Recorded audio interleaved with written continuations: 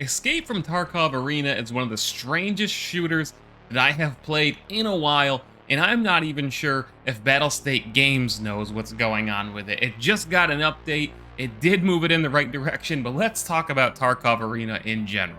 So if you haven't yet heard, Escape from Tarkov Arena is essentially a new Escape from Tarkov game.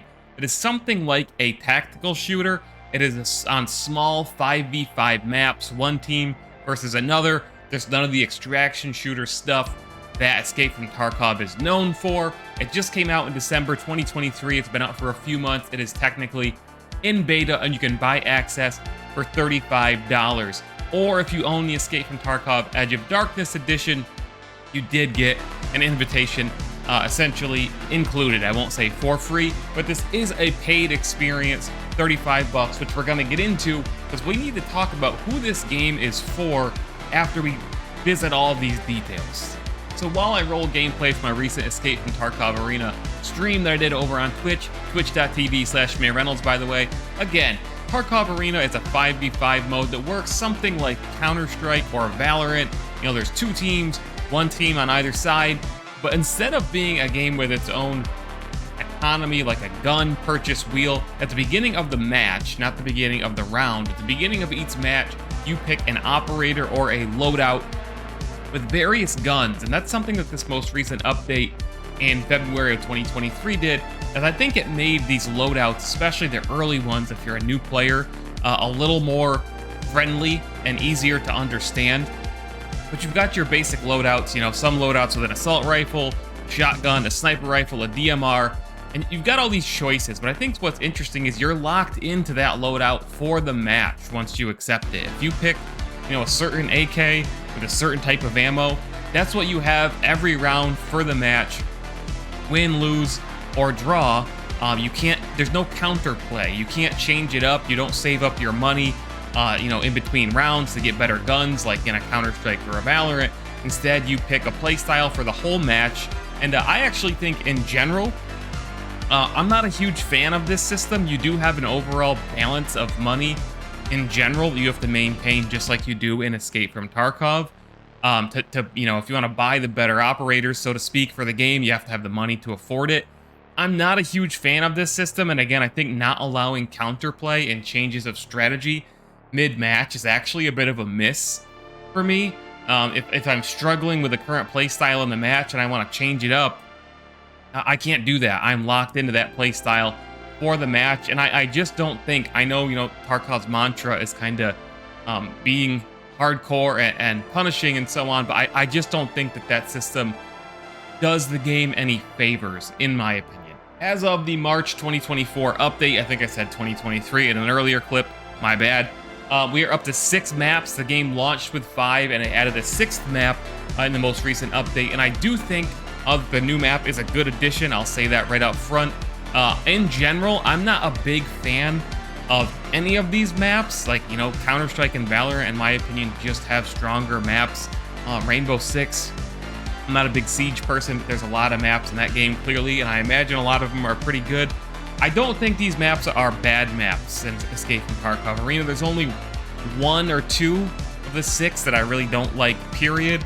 I just don't feel any of them are really standouts either. In general, they added a new feature this patch, which makes you have to queue for 4 maps at a time. You cannot queue for just 1 map. I think this is to help with like matchmaking and so on, which I don't quite understand, because it seems like Tarkov and Tarkov Arena should have a fairly high number of players. According to Twitch, however, Arena is doing nowhere nearly as good as the standard Tarkov has, despite being quite hyped. You know, Tarkov Arena at any given time, I've seen floating around, you know, 1,000 to 3,000 viewers, depending on where the big streamers are. You know, if Summit 1G suddenly gets in Tarkov Arena, that's a huge, you know, 20 to 30K viewer influx.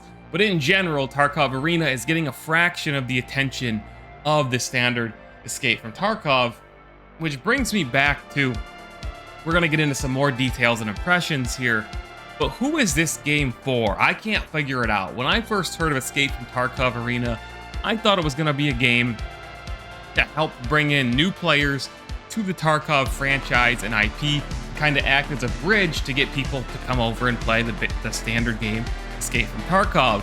Kind of, get into something a little easier to pick up, because in general, this should be a little easier to pick up than a standard Escape from Tarkov. That is certainly my experience, that I do think it is easier to pick up than just straight up Escape from Tarkov. But it's still extremely hardcore. There's a bunch of design choices in here that I feel are not really in favor of new players. The game's already advanced enough as is with mechanics like straight up the gunfire, and we're going to get into that later. The gunplay, the movement system, the injury system, stuff like pre-medding, having different health items, all of that. And it seems to me like what they have put out, at least, is just a more competitive environment Escape from Tarkov. So like a competitive environment for existing Escape from Tarkov players. I don't think we've really seen new players jumping into Arena as I at least envisioned what this game was for. It doesn't seem like it's really designed for those new players. Instead, it seems to be a competitive mode, or not really mode because it's a whole standalone experience, for existing and experienced Tarkov players, which creates this huge dichotomy of players. If you are a new Tarkov player, if you've never played Tarkov, like I actually was when I first played Arena, you're just gonna get trounced by these experienced Tarkov players. And that's not necessarily a bad thing, but that brings me to the matchmaking, which I don't know what's under the hood in their matchmaking system, but a lot of these games that I have played, even though there's this tier system and so on, you have to unlock higher tiers of the different loadouts and so on. It really doesn't seem there's much of a skill-based matchmaking system in this, and I mean that not in the skill-based matchmaking is bad thing. I mean there's just certain players who will dominate an entire game in a way that they really don't in most FPSs. I play Counter-Strike, for example, and yeah, there's good players that go nuts at times, but they don't roll lobbies like I've seen them do here in Tarkov Arena. And I know a lot of people talk about cheaters and so on in Tarkov. I can't speak to that. I'm not sure if that's playing into some of these lobbies that I've seen, but Tarkov Arena certainly doesn't seem to be much in the way of being a new player experience for people who want to get into Escape from Tarkov and use it kind of as a training ground to learn the mechanics and be able to pick up the guns and learn the gunplay quicker. It does work in that regard, but it really doesn't in general as a standalone when compared with its other FPS competitors. Speaking of the matchmaking, the games do take a long time, just like they do in Escape from Tarkov, actually, to find and connect to and load up in a lobby. Like some of the games I had up to 7 minutes in between games, sitting in matchmaking, loading into the match. It's not really a fast-paced game the way it's functioning right now, and by that I mean just from a logistical standpoint, not the game itself. The game itself is very clearly slow-paced, like Escape from Tarkov is, but for whatever reason, the matchmaking, the loading times, they are quite long. I think it could use some optimization and work under the hood in that regard. But now, going back to the actual gameplay experience, I've got a few things to say. And we're going to talk about the future of this game as well. To me, if you want to play a tactical shooter, a round-based mode, which lately I've really been enjoying. For whatever reason, I don't know why, I've just had this craving for whether it be Counter-Strike, or Valorant, or Rainbow Six Siege, or even like, Halo 5 Breakout. It's round-based modes, right? That chess-style gameplay of, one round, this happens, so you change up your strategy in the second round, so on and so forth.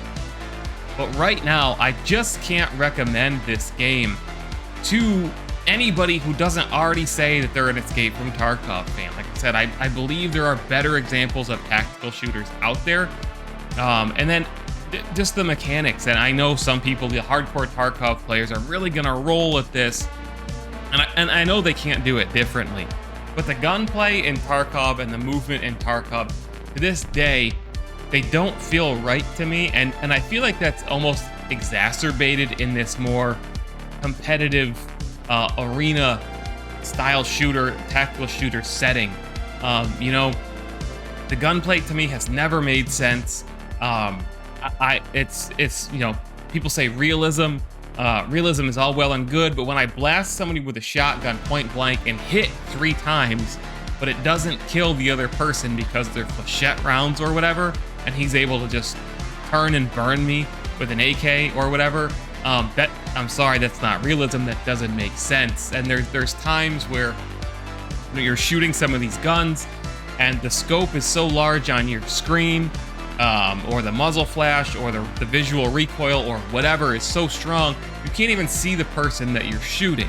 And again, if you're building a competitive mode, so to speak, a competitive experience, those types of things that are part of Escape from Tarkov, which you very well may like, they don't feel good. They don't make sense from a competitive gaming standpoint to me. To me, I much prefer, you know, the gunplay of a Counter-Strike or of even a Halo from a competitive perspective.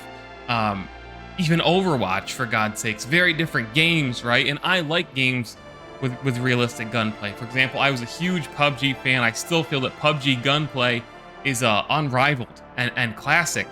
So, you know, Tarkov is something that could be in my wheelhouse, but I just don't feel the gunplay feels very competitive or really right for what they're trying to build here. I just can't shake the feeling. Like, there are certain things I like about it. Whenever I play this, I do try to get better at it, right? Like, I do feel bits and pieces of that Tarkov addiction, you know, like wanting to get better and wanting to excel and learn this and that. But it just takes me back to everything that I've said about Tarkov is I don't see the satisfying moments in it. I get that dying and these punishing moments are part of the game and part of the experience, similar to like in Dark Souls or Elden Ring or something like that, in a obviously different case.